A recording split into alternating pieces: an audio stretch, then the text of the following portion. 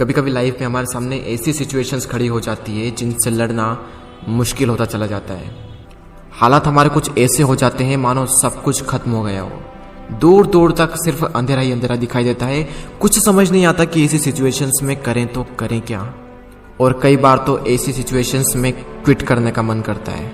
हालात चाहे तुम्हारे कैसे भी क्यों ना हो, एक बात तो तय है कि ये वक्त अभी गुजर जाएगा।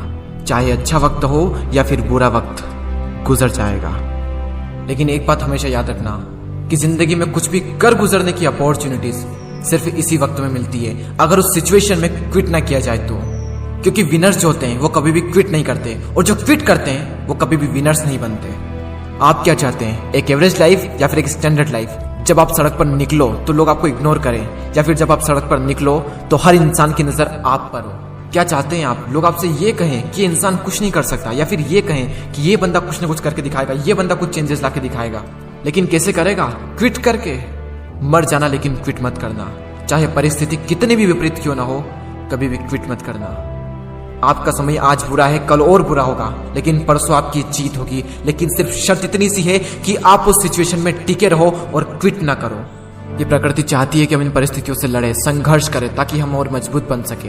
क्योंकि ये परिस्थितियां आती है हमें मजबूत बनाने के लिए, ना कि हमें कमजोर बनाने के लिए। ये प्रकृति चाहती है कि आप और कामयाब बने, इसलिए आपके साथ कुछ न कुछ बुरा होता रहता है। और ना सिर्फ आपके साथ, बल्कि इस दुनिया में मौजूद हर इंसान के साथ हर समय कुछ न कुछ बुरा होता रहता है। ये प्रकृति का नियम है, हम इसमें कुछ नहीं कर सकते। हमारा क्या कर्तव्य है? हमें सिर्फ इतना सा करना है कि टिके रहना है, चाहे परिस्थिति कैसी भी हो।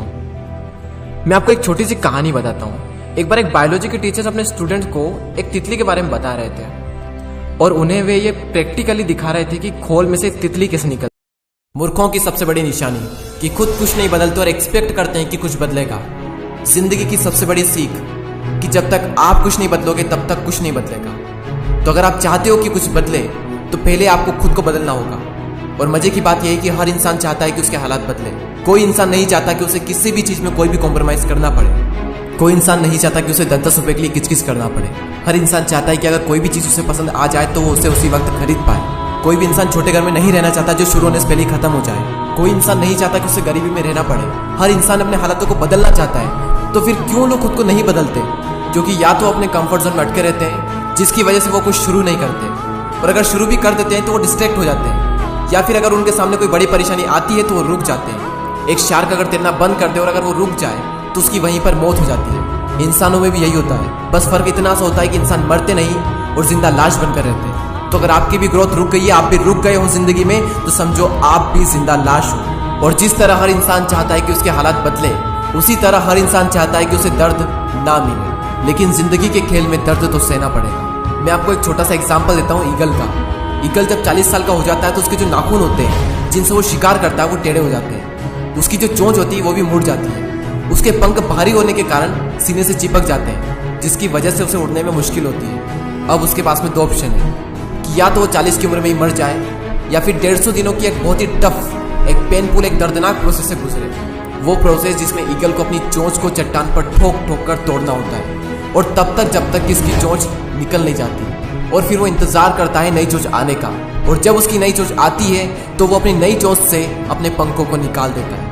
इसी तरह वो अपने पैर के नाखूनों को भी निकाल देता है, जिससे कि नए नाखून आ सके और उसे शिकार को पकड़ने में आसानी हो। और 5 महीने लग जाते हैं इस पूरी प्रोसेस में, और उसके बाद ईगल फिर से आसमान की ऊंचाइयों को छूता है। और यही दर्दनाक 5 महीने उसे जिंदगी के 30 साल और प्रदान करते हैं, और ईगल अपनी जिंदगी में 70 साल जीता है। कभी कभी हमें लाइफ में आगे बढ़ने के लिए अपनी पुरानी आदतें, अपना कंफर्ट जोन, अपनी पुरानी मेमोरीज को छोड़ना होता है, और एक बहुत बड़ा मुकाम हासिल करने के लिए लाइफ में कभी कभी दर्दनाक प्रोसेस से भी गुजरना होता है।